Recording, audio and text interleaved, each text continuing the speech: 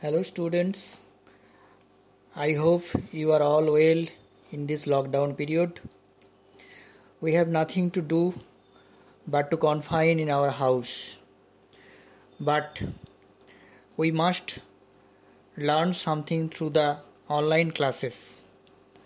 Today our concern is writing skill and the writing skill on notice writing.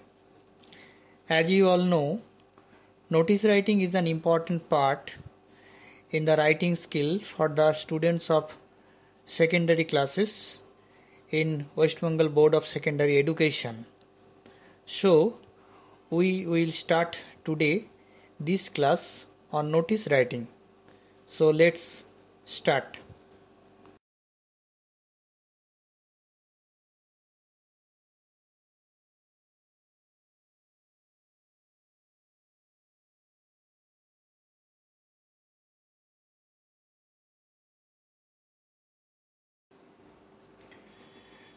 Now here is a specimen of a notice. একটা notice কেমন হতে পারে সেটা তোমাদের দেখার জন্য দেয়া হয়েছে। তোমরা দেখতে পাচ্ছ এটা একটা school notice. And I know you all are very much familiar with the term notice.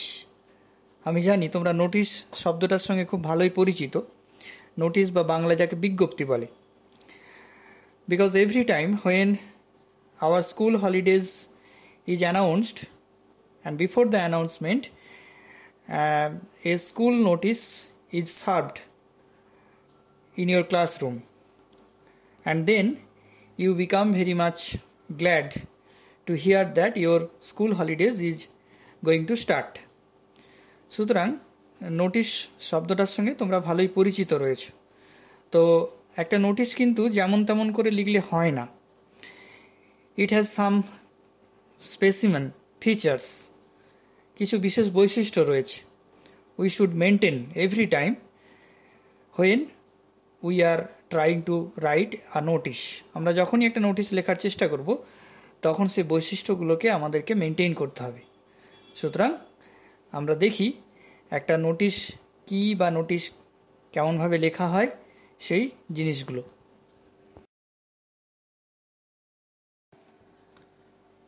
What is notice? Notice কি?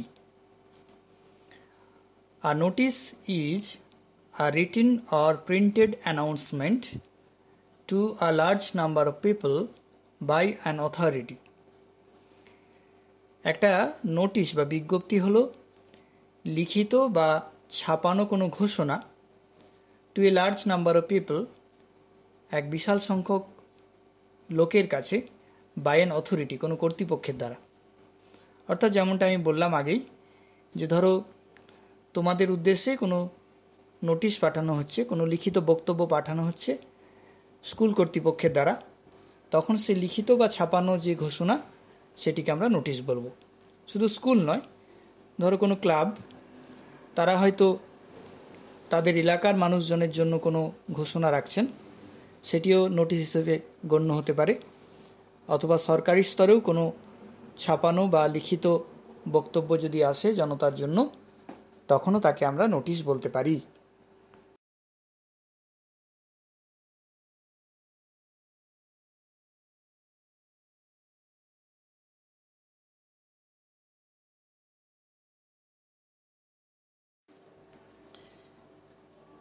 Why is a notice written? একটা নোটিশ কেন লেখা হয়? নোটিশ লেখার প্রয়োজনীয়তা কেন পড়ে?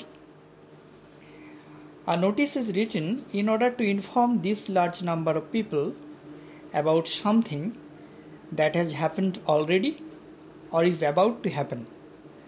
নোটিশ লেখার উদ্দেশ্য হচ্ছে এই বিশাল সংখ্যক ব্যক্তিদেরকে জানানো কোনো একটা বিষয় সম্বন্ধে যেটা ইতিমধ্যেই ঘটে গেছে অথবা ঘটতে চলেছে।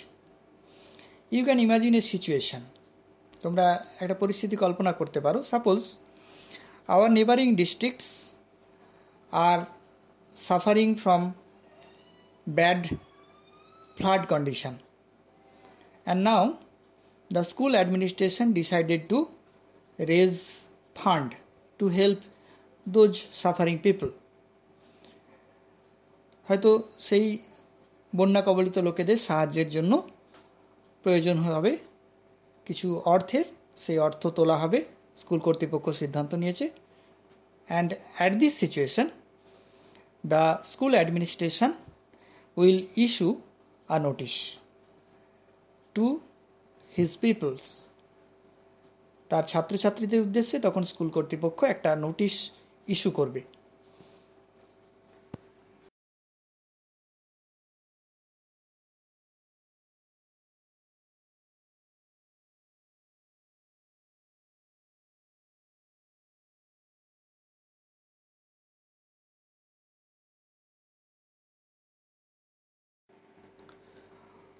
What are the features of a notice? একটা নোটিশ হতে গেলে তার মধ্যে কি কি বৈশিষ্ট্য থাকবে, অর্থাৎ একটা আইডিয়াল নোটিশ কি কি বৈশিষ্ট্য সম্পন্ন হবে। A good notice is always to the point. Notice হতে গেলে টু দ্য পয়েন্ট হতে হবে। সমস্ত বিষয় এলোমেলোভাবে লিখলে হবে না, যথোপযুক্ত, যথেষ্ট যেটুকু সেটুকুই বলতে হবে। And leaves no scope for further inquiries. এবং পুনরায় জানার মতো আর বিশেষ কিছু তথ্য থাকবে না, অর্থাৎ যাবতীয় বিষয়বস্তু তোমাকে জানিয়ে দিতে হবে নোটিশের মাধ্যমেই। Language is to be formal. ভাষা হতে হবে ফর্মাল, অর্থাৎ অফিসিয়াল ল্যাঙ্গুয়েজ যেমন হয়, it should not be colloquial. এরকম একটা কথ্য ভাষা হওয়া চলবে না। আর notice should contain all the necessary details such as.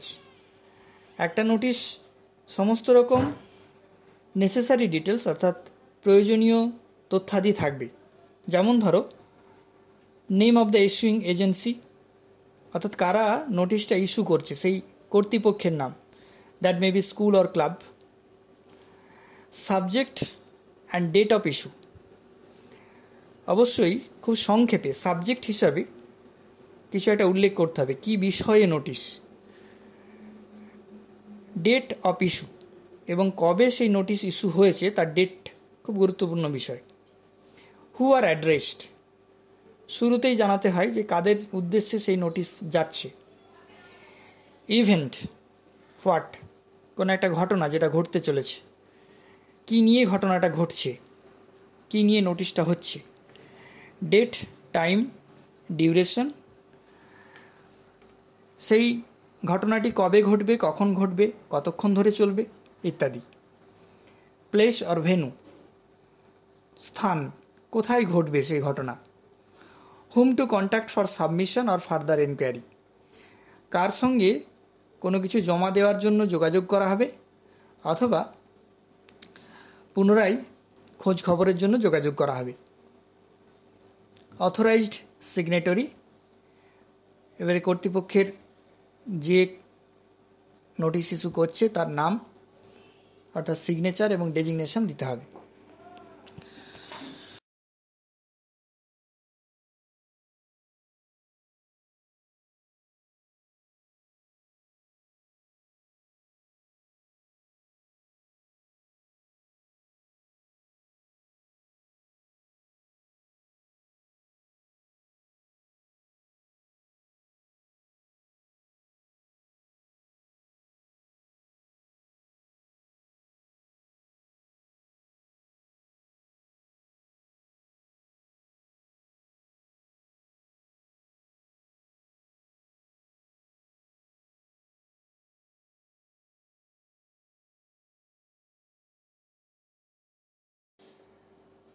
Distribution of marks, অর্থাৎ নম্বরের বন্টন। নোটিশ লেখার যেমন একটা প্র্যাকটিক্যাল দিক রয়েছে, অর্থাৎ আমাদের নিজেদের প্রাত্যহিক জীবনে কোনো না কোনো সময় হয়তো নোটিশ লেখার প্রয়োজন হতে পারে, যে জন্য আমরা নোটিশ রাইটিং শিখছি। এবং অবশ্যই আমাদের যেটা স্বল্পকালীন সময়ে যেটা আমরা অ্যাচিভ করতে চাই সেটা হচ্ছে পরীক্ষায় নাম্বার। সেই পরীক্ষার যে নম্বর বিভাজন সেটা একটু বুঝে নিই। আমরা জানি যে 10 নম্বরের নোটিশ রাইটিং টোটাল থাকতে পারে, কিন্তু তার মধ্যে একটা বিভাজন রয়েছে। ফর্মের জন্য 2, অর্থাৎ নোটিশে যে বললাম স্পেসিফিক স্ট্রাকচারে নোটিশ লেখা হয়, সেই ফর্মটা মেনটেন করতে পারলে 2 নাম্বার দেওয়া হয়। ইউনিট, যে বিষয়ের উপরে নোটিশ লেখা হবে তার কিছু হিন্টস দেওয়া থাকে, সেগুলিকে এক একটি ইউনিট ধরা হয়, তাতে 7 নাম্বার থাকতে পারে। এবং থাকে organisation. Organisation means logical sequence including connectives, বিষয়বস্তুগুলিকে পরপর ঠিকমতো লেখা হয়েছে কিনা, তার জন্য যে কানেকটিভগুলো দরকার সেগুলো প্রয়োগ করা হয়েছে কিনা সেটার উপরে 1 নাম্বার থাকে, টোটাল 10।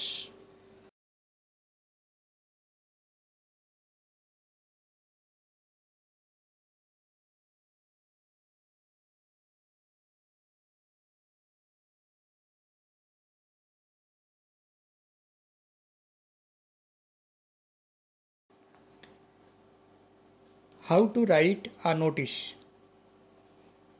একটা নোটিশ কিভাবে লেখা হয়, এই নোটিশ লেখার পদ্ধতি জানার জন্যই আজকে আমাদের এই ক্লাসের অবতারণা।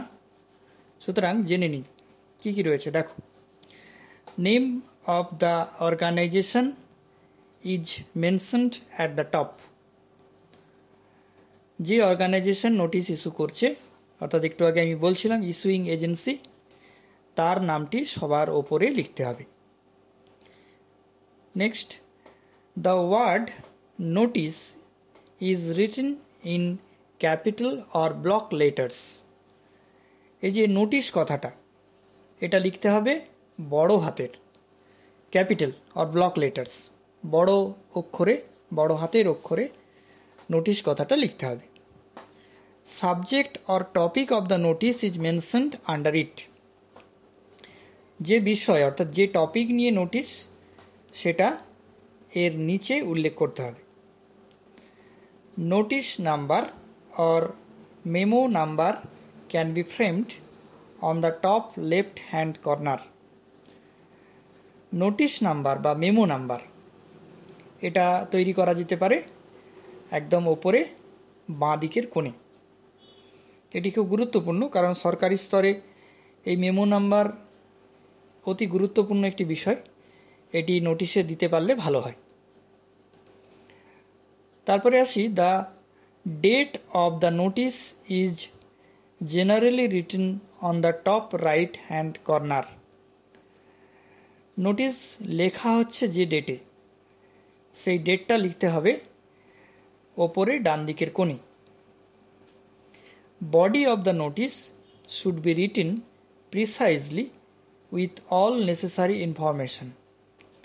বডি অফ দ্য নোটিশ অর্থাৎ নোটিশের যে জায়গাতে যাবতীয় বক্তব্য থাকবে সেগুলি যথাযথভাবে এবং সমস্ত প্রয়োজনীয় তথ্যাদি সহ লিখতে হবে। The notice should be signed by the issuing authority and countersigned by the head of the organisation at the bottom. নোটিশটা সাইন করাতে হবে, যে ইস্যুইং অথরিটি রয়েছে অর্থাৎ যারা নোটিশ ইস্যু করছে তাদের হয়ে কোনো একজন ব্যক্তি তার ডেজিগনেশন সহ নোটিশ ইস্যু করতে হবে। And countersign by the head of the organisation at the bottom. এবং সেই ইস্যুইং অথরিটি যদি অন্য কোনো অথরিটির আন্ডারে হয়, অর্থাৎ যেমন ধরো তুমি কালচারাল কমিটির পক্ষ থেকে বা স্কুলের ইকো ক্লাবের পক্ষ থেকে কোনো নোটিশ ইস্যু করতে চাও, but you can not issue a notice when you want. তুমি চাইলেই নোটিশ কিন্তু ইস্যু করতে পারো না।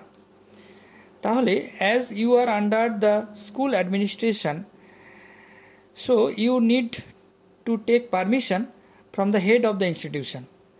স্কুলের হেড যিনি, তার কাছ থেকে তোমাকে পারমিশন নিতে হবে। সেই পারমিশনটা বোঝা যাবে থ্রু হিজ কাউন্টার সিগনেচার।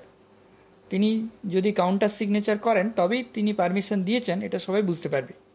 সেই জন্য যিনি হেড অফ দ্য অর্গানাইজেশন তার কাছে কাউন্টার সাইন করানোর দরকার হতে পারে। এটা স্কুল নোটিশের ক্ষেত্রে তো অবশ্যই দরকার। অন্য কোনো ক্ষেত্রে ক্লাব বা অন্য কোনো অর্গানাইজেশন তিনি যদি হেড হন তাহলে একবার সিগনেচার করলেই হয়ে যায়, কাউন্টার সাইনের আর কোনো প্রয়োজন হয় না। And the last one, the notice should be enclosed within a box. নোটিশটাকে একটা বক্সের মধ্যে ঘিরে রাখতে হয়। এটা ভালো দেখায়, সেই জন্য এই ধরনের একটা আমরা পরামর্শ দিয়ে থাকি, নোটিশটা বক্সের মধ্যে ঘিরে রাখলে ভালো হয়। And the last point, the notice should be written in present tense and future tense and passive voice in most cases. Notice সাধারণত প্রেজেন্ট টেন্স এবং ফিউচার টেন্সে লেখা হয় এবং বেশিরভাগ ক্ষেত্রে প্যাসিভ ভয়েস ইউজ করা হয়। নোটিশ লেখার ক্ষেত্রে এটা মনে রাখবে, প্রেজেন্ট এবং ফিউচার টেন্সের ব্যবহারই সবচেয়ে বেশি হয় এবং বেশিরভাগ ক্ষেত্রে প্যাসিভ ভয়েস ব্যবহার করা হয়। তাহলে একটা ভালো নোটিশ তৈরি হতে পারে।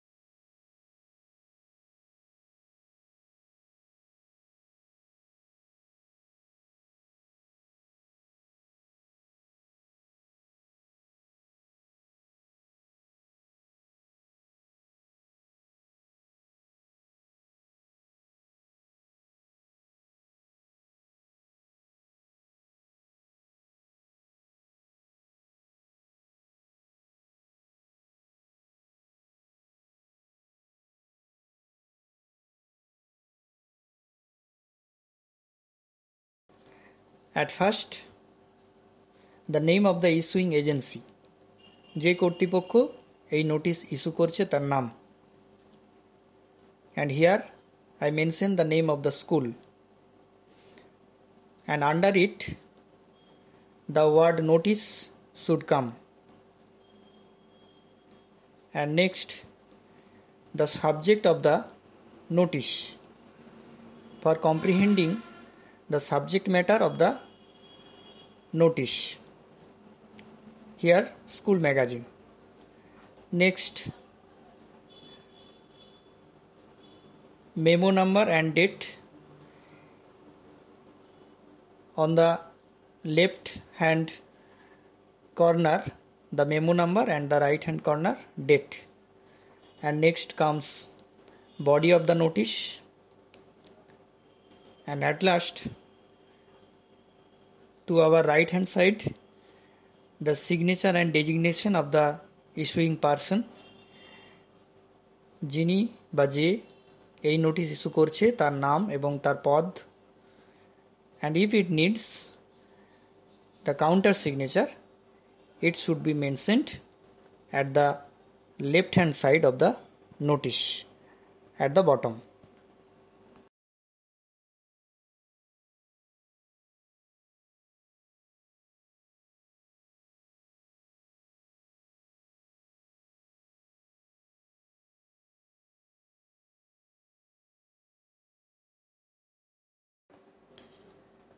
এতক্ষণ আমরা দেখলাম নোটিশের কোন জায়গায় কোন বিষয় লিখতে হয়। লেটস টেক অ্যান এক্সাম্পল, একটা উদাহরণ নেওয়া যাক। And we should try to write a notice, একটা নোটিশ লেখার আমরা চেষ্টা করব। Here is the instruction. Suppose you are the editor of the school magazine. ধরে নাও তুমি তোমাদের স্কুলের ম্যাগাজিনের editor, which will be published after the summer vacation this year, যেটা প্রকাশিত হবে এই বছরে গ্রীষ্মের ছুটির পর। Now write a notice asking the students for their contributions. এখন একটা নোটিশ লেখো ছাত্রছাত্রীদেরকে তাদের লেখা জমা দেওয়ার জন্য। Contribution means their writings. Get your notice countersign by the HM of your school. তোমার নোটিশটিকে HM এর দ্বারা কাউন্টারসাইন করিয়ে নাও। হিন্টস, কী কী বিষয়বস্তু তোমার নোটিশের মধ্যে থাকবে সেই ব্যাপারে কিছু হিন্টস রয়েছে। টাইম অফ পাবলিকেশন, কোন সময়ে এই ম্যাগাজিনটি প্রকাশিত হবে। টাইপস অফ আর্টিকেলস, লেখার বিভিন্ন ধারা, কোন কোন বিষয় নিয়ে তারা লিখতে পারে সেগুলি জানাতে হবে। লাস্ট ডেট অফ সাবমিশন, জমা দেওয়ার শেষ তারিখ কবে, হুম টু সাবমিট, কার কাছে জমা দিতে হবে, যেটা লিখবে সেই জমা দেওয়াটা কার কাছে হবে, ওয়ার্ড লিমিট, শব্দ সংখ্যা কত, ম্যাক্সিমাম শব্দ সংখ্যা তোমাকে জানাতে হবে, অ্যান্ড ওয়ার্নিং, এবং যদি কোনো তাদের প্রতি তোমার সাবধান বাণী কিছু থাকে সেই ব্যাপারটিও জানাতে হবে।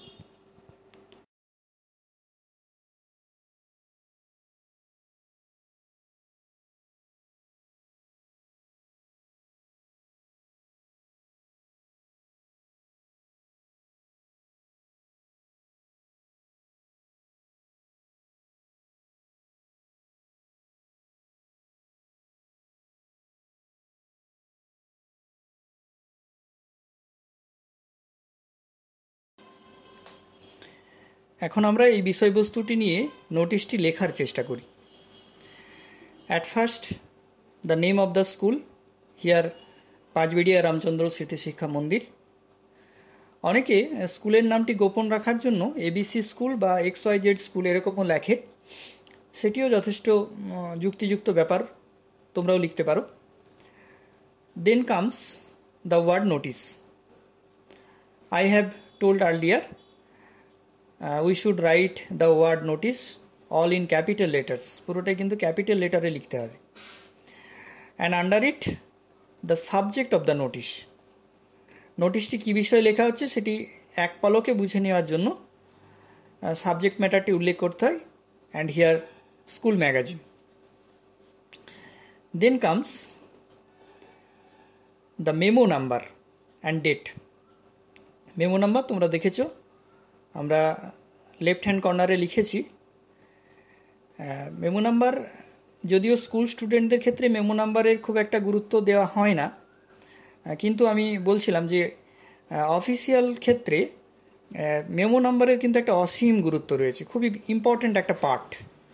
তো মেমো নাম্বার তৈরি করার কোনো নির্দিষ্ট নিয়ম নেই, কিন্তু এইভাবে আমরা তৈরি করতে পারি। দেখো, PRCSSM অর্থাৎ স্কুলের নামটি সংক্ষেপে লেখা হয়েছে, দেন আমরা একটা স্ল্যাশ চিহ্ন দিয়েছি, তারপরে লিখেছি 12 and then 2020।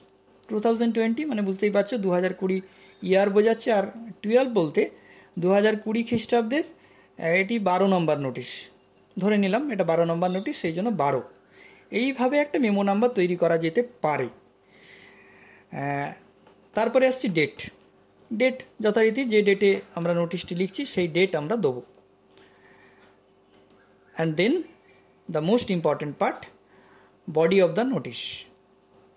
Body of the নোটিশে শুরু হচ্ছে, the students of our school are hereby notified that the annual school magazine আমাদের Anushtup is going to be published this year after the summer vacation.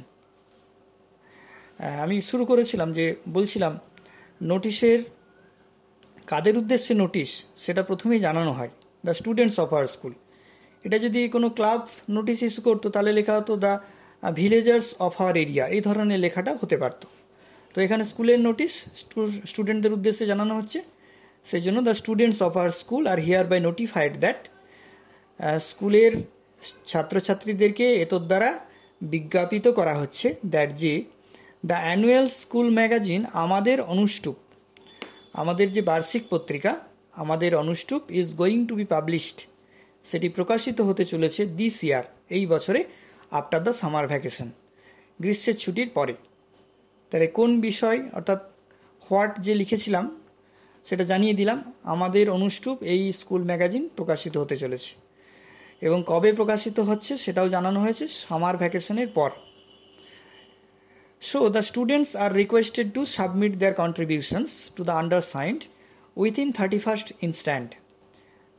সুতরাং ছাত্রছাত্রীদেরকে অনুরোধ করা হচ্ছে তাদের কন্ট্রিবিউশনস সাবমিট করার জন্য, অর্থাৎ তাদের যে লেখা কন্ট্রিবিউশনস সেটা জমা দেওয়ার জন্য টু দ্য আন্ডারসাইন্ড, নিম্ন স্বাক্ষরিত ব্যক্তির কাছে। অর্থাৎ এখানে যেহেতু তুমি এটি রচনা করছো অ্যাজ এ এডিটর, সুতরাং তোমার কাছে জমা দিতে হবে within 31st instant. Instant means in this month, এটা বোঝানো হচ্ছে এই ক্ষেত্রে। 15ই মে লেখা হচ্ছে, তার মানে 31শে মে 31শে মে মধ্যে এটা জমা দিতে হবে। They may write poems, short stories, essays, travelogues etceteras in legible handwriting. তাহলে কী কী বিষয়ে লিখতে পারে সেটাও জানানো হলো। Poem, short story, essay, travelogue, এবং তাদের হস্তাক্ষর হবে লেজিবল অর্থাৎ পাঠ্যযোগ্য, পরিষ্কারভাবে যাতে পাঠ করা যায়, পড়তে পারা যায়, এরকম হস্তাক্ষরে এই বিষয়ে তারা লিখতে পারে। The articles should be original, লেখাগুলো হতে হবে অরিজিনাল, মৌলিক লেখা হতে হবে। And should not have been published anywhere so far, এবং ইতিমধ্যে যেন কোথাও প্রকাশিত না হয় এই ধরনের লেখা।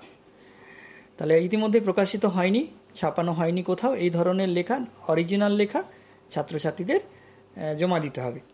The manuscript should be written within 500 ওয়ার্ডস, পাণ্ডুলিপি যেটা হবে ম্যানুস্ক্রিপ্টস অর্থাৎ তার যে নিজের লেখা সেটা হতে হবে 500 শব্দের মধ্যে।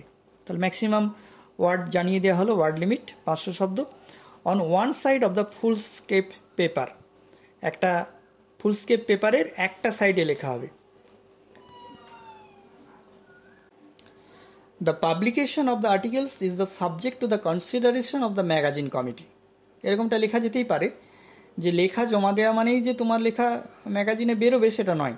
সেই জন্যই the publication of the articles, তোমার এই লেখার যে প্রকাশ সেটা হচ্ছে is the subject to the consideration of the magazine committee, magazine কমিটির বিবেচনার বিষয়।